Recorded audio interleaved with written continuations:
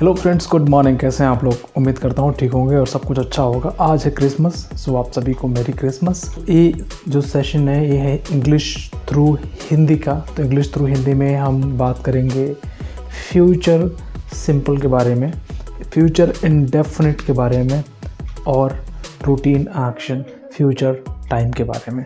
ये तीनों नाम मैंने बोला, तीनों नाम का एक ही चैप्टर है, एक चैप्टर के तीनों नाम है। सो हम इसके बारे में आज पढ़ेंगे। इसको पढ़ने से पहले दोस्तों हम बात करेंगे जो पिछले है चैप्टर्स को पढ़ा है हमने, उसके बारे में थोड़ा बात करेंगे। हमने शुरू किया था रूटीन प्रेजेंट से, तो रूटीन प्रेजेंट में हमने बात किया टू टच आपका आता था। रूटीन पास्ट के बारे में हमने बात करा जिसमें आता था डेट के बारे में हमने जाना है, रूटीन पास्ट के बारे में हमने जाना। आज जो हमारा है उसी का एक पार्ट है रूटीन फ्यूचर। इस रूटीन फ्यूचर के बारे में हम बात करेंगे। सो हम जानेंगे दोस्तों रूटीन फ्यूचर है क्या और ये कहाँ कहाँ यूज होता है और आप इसको कैसे यूज़ कर सकते हैं, और जब आपको इंग्लिश बोलना हो तो इसको कहाँ बोलेंगे। तो मैं बताना चाहूँगा दोस्तों, जो भी कोई बात अपनी कोई भी बात आप फ्यूचर टाइम में कहना चाहते हैं तो आप इसका प्रयोग कीजिए। चलिए शुरू करने से पहले कुछ बेसिक चीज़ें हैं जिसको हम जान लेते हैं। पहला है टाइम का कॉन्सेप्ट। जो हमारे सेशन में दोस्तों टाइम का कॉन्सेप्ट होता है वो टाइम का कॉन्सेप्ट है कि इस मोमेंट में आप खड़े हैं, ये आपका प्रेजेंट टाइम है। इस मोमेंट से थोड़ा सा भी पीछे जाएंगे तो पास्ट टाइम हो जाएगा, और इस मोमेंट से थोड़ा सा भी आप आगे जाएंगे तो फ्यूचर टाइम हो जाएगा। तो थोड़ा सा भी पीछे जाएंगे वो तो हम पढ़ चुके हैं पास्ट के बारे में, और इस मोमेंट जो प्रेजेंट टाइम है इसके बारे में भी हम जान चुके हैं। और आज हम बात करेंगे कि इस मोमेंट से एक सेकेंड के लिए भी आप आगे जाएंगे तो वो आपका फ्यूचर हो जाएगा, तो उसको कैसे बोलेंगे।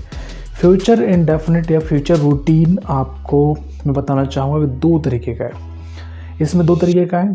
कहने का मतलब ये है कि अगर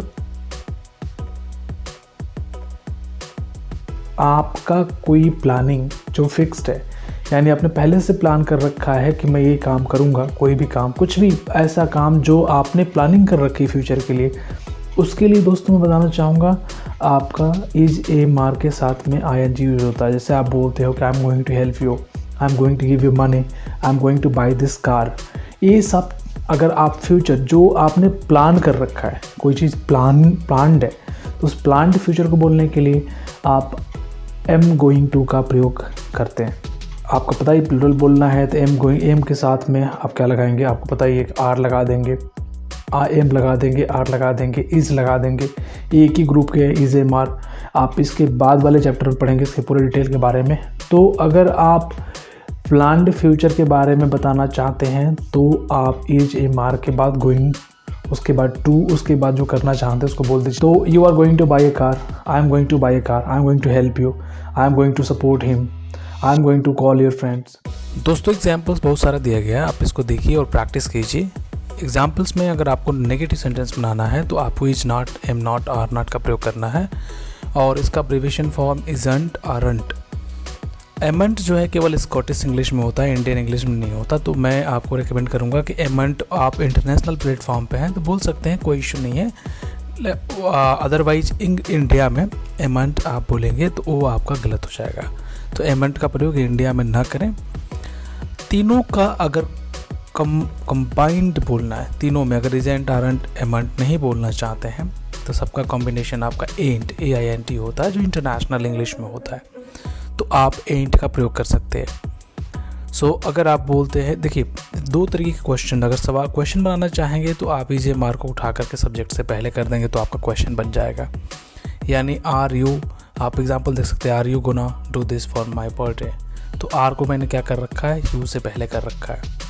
और अगर नेगेटिव बनाना है, इसके पहले अगर क्वेश्चन वर्ड कब, कहाँ, क्यों, कैसे जोड़ना है तो what, when, how, I, where आप जो है हेल्पिंग वर्ब से पहले जोड़ सकते हैं। जैसे एग्जांपल में आप देख सकते हैं कि why and you gonna help me, so why को मैंने क्या किया, आपका हेल्पिंग वर्ब से पहले रख दिया। एंड का मतलब आप समझते ही हैं कि अब्रिविएशन फॉर्म है, is not, am not, are not का अब्रिविएशन फॉर्म है। तीनों का एंड का मतलब तीनों होता है, तीनों में नॉट लगा करके अगर बोलना चाहते तो एंड एक ही बार में बोल दीजिए, तीनों का मतलब निकल जाएगा। तो यहाँ यू है तो यू के पहले क्या लगेगा, आर लगेगा, आरंट। तो आरंट का जो अब्रिविएशन फॉर्म एक और है जो बोल सकते हैं एंट, इसलिए मैंने एंट दिया। दोस्तों आप पढ़ रहे हैं यहाँ पे स्पोकन इंग्लिश, इसलिए मैं सारे उन शब्दों का इस्तेमाल करता हूँ जो आपके स्पोकन इंग्लिश में यूज होता है। इसमें बहुत सारी चीज़ें ऐसी हैं जो आप इंडिया में लिखेंगे तो गलत हो जाएगा। जैसे एंट जो है इंडिया में लेस फ्रिक्वेंट है, इंडिया में लोग बहुत कम यूज़ करते हैं इसको। बोलने में तो बोल सकते हैं, कोई इशू नहीं है। इंटरनेशनल इंग्लिश में बहुत यूज होता है, बट आपका इंडिया के अंदर बहुत कम यूज होता है। उसी तरीके से एमंट जो है इंडिया के अंदर बहुत कम यूज होता है, एमंट होता ही नहीं है। आप लिखोगे तब भी गलत हो जाएगा, बोलोगे तब भी लोग गलत समझेंगे, क्योंकि लोगों को पता नहीं है। ये केवल स्कॉटिश इंग्लिश में, बट आप जानिए, क्योंकि मैं इंटरनेशनल इंग्लिश की बात कर रहा हूँ। इंडियन इंग्लिश के लिए विल और शैल दोनों का प्रयोग होता है, यानी जहाँ पे आपका आई और वी आता है वहाँ पे शैल यूज करते हैं, और जहाँ पे आई और वी के अलावा जितने सारे सब्जेक्ट आते हैं वहाँ सारी जगहों पे आप विल का प्रयोग करते हो। आई और वी को छोड़ करके बाकी सब जगह विल का प्रयोग होता है, केवल आई और वी के साथ में ही शैल का प्रयोग होता है। अब मैं यहाँ पे कुछ लोग ऐसे कहेंगे कि शैल का प्रयोग तो कुछ लीगल लैंग्वेज में भी यूज होता है, तो इंडियन कॉन्स्टिट्यूशन के अंदर कुछ लीगल लैंग्वेज है वहाँ पे शैल का प्रयोग होता है, उसके बारे में हम यहाँ बात नहीं करेंगे क्योंकि वो बहुत लेंथी हो जाएगा फिर और आप कंफ्यूज हो जाएंगे। सो मैं एक स्पेसिफिक बात करूँगा कि विल का प्रयोग अगर आपको फ्यूचर में बताना है अपनी हैबिट को, या फिर कोई ऐसा काम जिसको फ्यूचर में बताना चाहते हैं, वो हैबिट, रूटीन की हैबिट, यानी आप मान लीजिए कहना चाहते हैं कि मैं कल ऑफिस नहीं जाऊँगा, या फिर आप कहते हैं कि मैं तुमको पैसे नहीं दूंगा, या फिर आप कहते हैं कि मैं कल बाज़ार जाऊंगा, या फिर कहेंगे कि मैं कल अपने सारे काम करूंगा, या कल मैं अपना सारा होमवर्क करूंगा। तो ये सारे काम को अगर आप करना चाहते हैं, कुछ भी जो आप इस मोमेंट के बाद करना चाहते हैं, वो सारा का सारा आपका फ्यूचर में आता है। तो दोस्तों रूल दिया गया है। रूल में सबसे पहले हम पढ़ें क्वेश्चन के बारे में। आपको क्वेश्चन बनाना सिखाऊंगा मैं। तो क्वेश्चन के लिए आप देख सकते हैं रूल में दिया गया है आपका, देखिए क्वेश्चन भी 2 तरीके का होता है और आंसर भी आपका 2 तरीके का होता है। आंसर नेगेटिव पॉजिटिव हो सकता है और क्वेश्चन भी नेगेटिव पॉजिटिव हो सकता है। क्वेश्चन नेगेटिव पॉजिटिव के साथ साथ आपके 2 तरीके के होते हैं। एक क्वेश्चन जो आपका क्या से शुरू होता है, यानी हेल्पिंग वर्ब से जो शुरू होता है, और दूसरा क्वेश्चन जो आपका क्वेश्चन वर्ड उसके हेल्पिंग वर्ब के पहले आप जोड़ सकते हैं। तो आप अगर आप बोलते हैं क्या से शुरू होने वाले क्वेश्चन, जैसा कि आप रूल में देख सकते हैं, तो आप बोलेंगे क्या आप कल मेरा काम करोगे, क्या आप कल ऑफिस जाओगे, क्या वो आपकी कल मदद करेगा, क्या आप मुझे कल पैसे दोगे, यानी कुछ भी ऐसे सवाल जो आपके क्या से शुरू होते हैं हिंदी में, उसके लिए आप इसका प्रयोग करते हैं। उसकी क्या की इंग्लिश दोस्त मैं बताना चाहूँगा, उस हेल्पिंग वर्ब भी होती है, यानी विल लगा लीजिए या शैल लगा लीजिए, उस क्या की इंग्लिश हो जाएगी। उसके पहले अगर आप कब, कहाँ, क्यों, कैसे, कितना, कितने या फिर किसको कुछ भी यूज़ करना चाहते हैं क्वेश्चन वर्ड, तो आप इन रूल के पहले बस क्वेश्चन वर्ड जोड़ दीजिए, जैसा कि आप दूसरे रूल में देख सकते हैं। तो आप बोलेंगे आप कल कहाँ जाओगे, तो where will you go tomorrow, कहाँ जाओगे, आप मेरा काम कैसे करोगे, आप उसकी मदद कैसे करोगे, आप उसको क्यों बुलाओगे, आप पार्टी में क्यों नहीं जाओगे।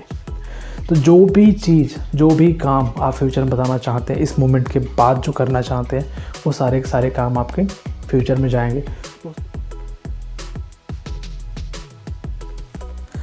आंसर वाले रूल में आप देख सकते हैं दोस्तों कि सब्जेक्ट प्लस वर्ब, विल और शैल प्लस वर्ब का फर्स्ट फॉर्म ऑब्जेक्ट और अदर वर्ड।